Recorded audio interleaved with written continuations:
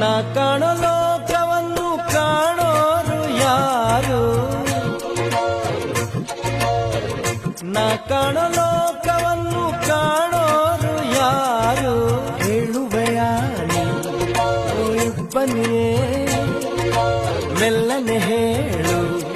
ಓ ಮಲ್ಲಿಗೆಯೇ, ನನ್ನ ಕಾಣೋ ಭೂಮಿ ತಾಯೇ, ನಿನ್ನ ನೋಡಲು ನನಗೆ ಇನ್ನೊಂದು ಜನ್ಮವೂ ಬೇಕು, ಬಾನಾಡೆಯ ಹಾಗೆ